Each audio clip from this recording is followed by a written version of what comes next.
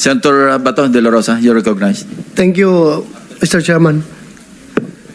Sa Diskaya, Kopol, base sa datos ng DPWH, kasama na kayo sa government projects, hindi lang sa flood control, since 2012 onwards.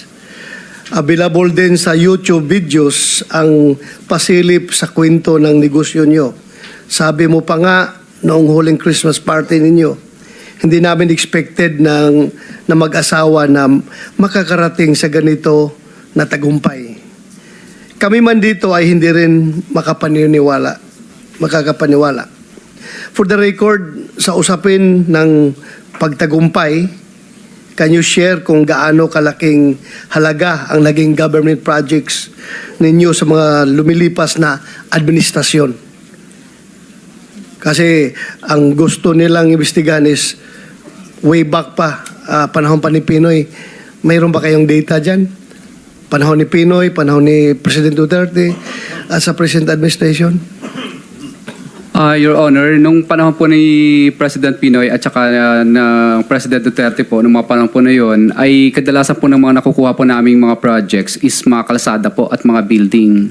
Bihira po ang flood control noon. At kung may flood control man po noon, ay kadalasan po drainage line canal po kadalasan. So yun po ang kadalasan namin nakukuha. Yun po, Your Honor. Yung data po, Your Honor, hindi ko po nadala, pero yung iba naman po doon is nagkaroon po ng mutual termination tulad po ng right-of-way problem, mga ano po, mga na mutual terminate dahil ano po, road right-of-way po ang naging problema kadalasan. Okay.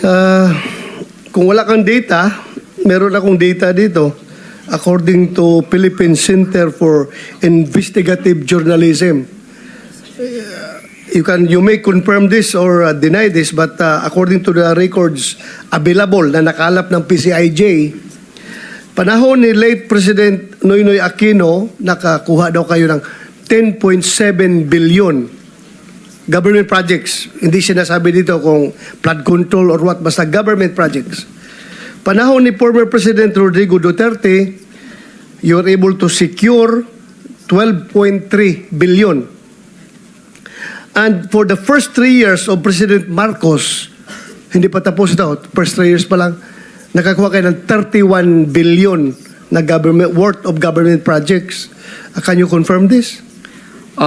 Your Honor, masyado pong mataas yung sinabi ng PCIJ, pero sa data po namin, nabawasan po yun kasi po may iba po doon na hindi po natuloy dahil sa road right-of-way problem po, yung iba. So, pero naglalaro along these figures? Medyo, More or less? medyo malapit po doon. Opo. Medyo malapit? Pero hindi po ganyang kataas. Opo. Thank you. Sa kasalukuyang administrasyon, 31 bilyong halaga. This according to PCIJ, ha? Sabi nyo, pwedeng kulang, pwedeng 31 bilyong halaga ng kontrata na ang nakuha ng inyong kumpanya. Mas malaki pa ito kaysa budget para sa housing and community amenities. Ano ang inyong sekreto? Bakit korporasyon ng pamilya ninyo ang laging nakakauna at nakakakuha ng project sa DPWH?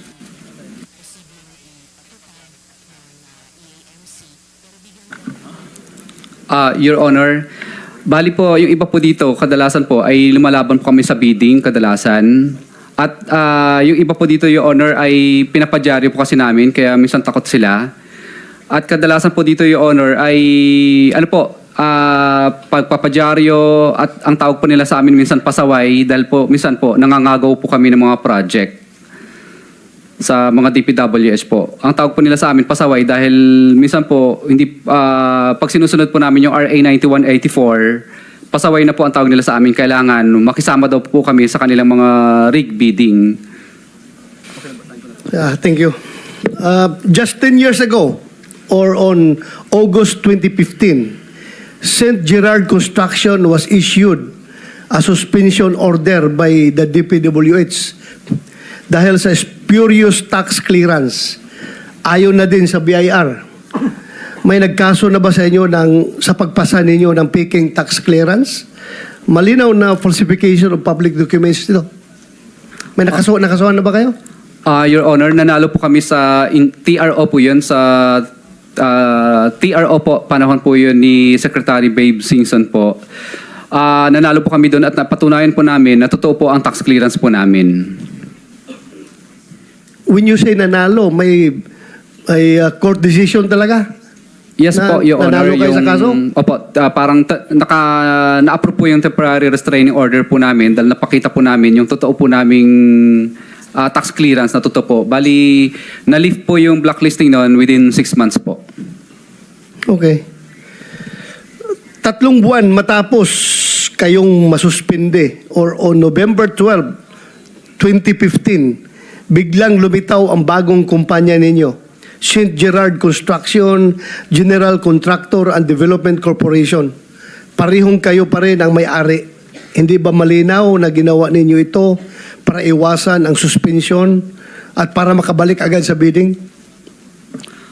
Your Honor, hindi po. Dahil unang-una po, hindi naman po kami nagpalit ng license number, yun pa rin naman po. Kaya po kami nag-corporation dahil single proprietorship po siya dati noon, si St. Gerard. Nagpalit lang po kami bilang para maging corporation po siya. Kung mapapansin niyo po, yung pangalang St. Gerard po, St. Gerard pa rin po ang pangalan niya. Nadagdagan lang po sa dulo ng General Contractor and Development Corporation. Tapos sa pickup license naman po, nakalagay po doon, formerly St. Gerard Construction. Kaya hindi po talaga halos nagbago kasi yun pa rin po yung ginagamit naming license number. Okay.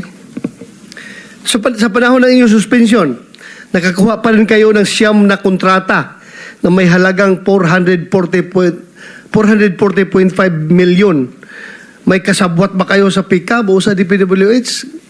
Why on earth were you able to secure a contract despite the fact that your company is suspended? Your Honor, na-lift po ang blacklisting namin. Dahil po na-lift po yung blacklisting namin, ibig po sabihin, pwede na po ulit kaming sumali sa mga bagong bidding po. Gaano kabilis na lift yung suspension ninyo? Your Honor, 6 months po kasi kaming blacklist po noon, pero napatunayan po namin na hindi po spurious yung tax clearance namin. Kaya po nung malift po yun, so ibalik po kami sa status quo namin. So ibig po sabihin, hindi na po kami blacklisted. So pwede na po kaming sumali ulit sa mga public bidding. But according to our data, itong 440.5 million ay na-secure ninyo despite na suspendido kayo. Your Honor, hindi ka po pwedeng manalo sa bidding, sa public bidding kapag ikaw po ay hindi po nakalip yung blacklisting mo po kasi po hindi po nila i-award yun. So klaro ito, nakuha ninyo after the lifting of your suspension order. Yes, Your Honor. Thank you. Ang St. Gerard ay nasuspende muli noong panahon ni Secretary Singson at na-blacklist pa ng DPWH noong 2020, panahon ito ni Pangulong Duterte. Pero nabigyan pa rin ng lisensya ng pickup hanggang 2026. Bakit sa kabila ng mga kontrata ng violations, patuloy pa rin kayo nakakasali at nakakakuha ng kontrata? Your Honor, na-blacklist po kami noong 2020, yung panahon po ni Secretary Mark Villar. Bali, ano po yun, Your Honor, yung negative slippage po yun ng company namin. Pero po, nag-apply po kami ng TRO po, nanalo naman po kami ngayon after 2 years na hindi dapat po kami ma-blacklist kasi wala po silang inatas na verified report. At katunayan po, yung building po na yun, napakaganda, tapos na po. Pero, natapos po yung building na yon, doon po kami na-blacklist sa pamamagitan po ng negative slippage lang niya. Itong mga lifting of your suspension, ito'y nangyayari through court actions? May nakasuhan kayo sa korte tapos nag-order ng korte na ibalik kayo or through purely administrative proceedings lang ng PICAB or DPWH? Paano ito nangyari? Sa DPWH po. Alam mo, sinuspend kayo ni Secretary Mark Villar noong 2020. Paano kayo nakabalik at nakakuha na naman ng projects? Kadalasan po, Your Honor, 1 year lang po ang blacklisting. Pag once na natapos mo na po yung 1 year na blacklisting, automatic po yun na ililift po nila kasi nakatapos na po yung 1 year na blacklisting mo regarding po doon sa negative slippage mo. Pero nagpatuloy pa rin po kaming lumaban na hindi po dapat kami na blacklist kasi po walang verified report at yung building po ay tuloy-tuloy po naming tinapos yun at hindi naman kami pinatitigil ng DPW sa paggawa sa building. Secretary Bunuan, can you enlighten us? Paano ito? Sige tayo blacklist ng blacklist, tapos balik na naman sila ng balik. Para ba tayong ginagago natin sa sarili natin dito? Na nagba-blacklist na nga yan dahil hindi maganda yung performance, tapos nakakabalik na naman uli. Kaya tingnan nyo, ganito. I am asking you, I'm not Yes. pointing fingers at you. Yes, yes, Your Gusto Honor. namin ito malaman because this is in aid of legislation, ang investigasyon na ito. Hanapan namin ang paraan kung paano maiwasan itong mga ganitong pangyayari. Kahit na blacklist na, nakakabalik pa rin. Anong administrative proceedings na ginagawa nyo dito? Well, Your Honor, blacklisting is a process that is under Republic Act 9184, if I am not mistaken. And the blacklisting process, if you blacklist a contractor, he is blacklisted for 1 year. After 1 year lang po yung pendency of the blacklist, Your Honor, according to the law. Now, after the 1 year, then tapos na ho yung blacklisting na, he can go back to... Automatic nakakabalik sila Yes, after Your 1 year na blacklisting. yes, Your Honor. So what if the cause of their blacklisting was not satisfied? Halimbawa, talagang below standard, substandard talagang ginawa nila. After 1 year, kahit na wala silang ginawa, by operation of law, nalilift yung kanilang blacklisting. So kayo sa DPWH, okay lang kayo na, okay, kumuha na naman kayo ng kontrata dahil according to the law, well, sundin natin ang batas, di ba? Yes, Pero it is incumbent on your part, Yes, being Your the implementer of this, all these government projects na, uy, tika muna, kahit na nalip na sa batas yan, hindi natin pwedeng bigyan uli yan dahil record nakailang suspension na yan. Ang daming project yung ginawa dito na hindi satisfactory yung resulta. Huwag na nating awardan yan. Blacklisted na nga yan eh. Porque nalip na yun, bigay na naman tayo uli sa kanila. Ano bang inyong pulisiya dito? Your Honor, I think there's two different things actually. The blacklisting is based on records actually. But yung substandard, Your Honor, if there is anything that is substandard, there is a warranty period that the contractor has to undertake actually yung repairs. Kaya nga, these are two different things. Yes, sure. Pero ang itong paggawa na ng substandard na projects ay nagresulta sa pag-blacklisting sa kanila, di ba? Yes, sir. O na-blacklist sila dahil hausyaw yung ginawa nila. O kaya may kalukuhan yung ginawa nila. Ngayon, wala silang ginawa para maayos yung kalukuhan na ginawa nila porque nalip na after 1 year, kayo naman sa DPWH, pag mag-bidding, okay, panalo. Most eligible, unqualified bidder, Diskaya. Sabi ng BAC, approve. Winner ang Diskaya. Despite the records na nagsasabi na marami silang ginawang problema, kaya sila na blacklist. Please. Well, this is probably what the law, Your Honor, I think this is the provision of the law. Actually, that blacklisting is only for a 1 year period. Nothing more, nothing less, Your Honor. So, after the 1 year pendency of the blacklisting period, then the contractor can go back and participate, Your Honor. Yeah, they can go back. No question about that. By operation of law, they can go back and participate. Pero kayo may hawak ng pundo ng gobyerno. Ipagkakatiwala ba ninyo ito kung mananalo sila?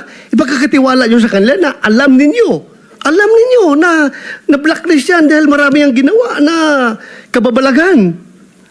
Okay lang sa inyo. Well, this is actually the predicament of the procedure, Your Honor, because I think we cannot prevent actually a qualified contractor to bid. if he's already qualified, Your Honor, and the blacklisting is a separate issue already. Mr. After he has, President, Mr. Chairman, With the permission of Senator just De La an Rosa. interjection, please refresh my my mind and my memory. When you say it is the provision of law, what law? 4566 or Under Republic Act 9184, I think, Your Honor. 8184? Yes, Your Anong Honor. sabi? Procurement law. Yusek Toledo. Yes, Mr. Chair, as to the blacklisting, under the new law of the new procurement law natin, which is 12009, there's already a section there, Section 101, that state imposition of blacklisting with perpetual disqualification. So mayroon na po tayo dyan. So the hope, if I may read, Mr. Chair, okay, the hope shall impose blacklisting with perpetual disqualification based on any of the following grounds. One is commission of a third offense imposed with blacklisting under the Act by the same procuring entity or a combination of three violations imposed with blacklisting by the procuring entity and other procuring entities as posted on the GPPB portal, or failure to comply with the provision on warranty that requires to repair any noted defect or damage to the infrastructure project due to the use of materials of inferior quality within 90-day calendar days from the issuance of the order by the hope to undertake such repair. So that's already the provision, Mr. Chair, for the perpetual disqualification of Oh, any pero contractor. 3 offenses. Yes, that's the provision, Mr. Chair, right now. Siguro that would be something for the committee to study. No? Pag-aralan natin kung pwede nating amendahan yan. 3 offenses, parang masyadong marami na yun. Go ahead, Mr. Chairman, Senator De La Rosa. Thank you, Mr. Chair. So, pagkakaalam nyo, nakadalawa pa lang kayo? Strike 2 pa lang kayo? Na blacklisting? Yes po, Your Honor. Isa sa panahon ni Pinoy, isa sa panahon ni PRRD. Dalawa lang. Yes po, Your Honor. Sigurado ka? Yes po, Your Honor. Lahat ng kumpanya nyo? You have ilang kumpanya nyo? Bali, nag-divest na po kami sa iba, pero may loan po, may pinaloan po kami sa mga kamag-anak namin doon sa mga company na yon. So bali po, wala pong blacklisting yung ibang company po. So far, ilang suspension lang natanggap nyo? St. Gerard only po. St. Gerard Dalawa lang? po. Dalawa? Yes po, Your Honor. So I agree with the Senate President na siguro, Mr. Chair, baguhin natin yung provision ng batas na yan na i-adjust natin dahil pabalik-balik lang ito eh. Pabalik-balik tayo. So far, Mr. Chair, yan lang muna ako at mamaya, if you allow this representation,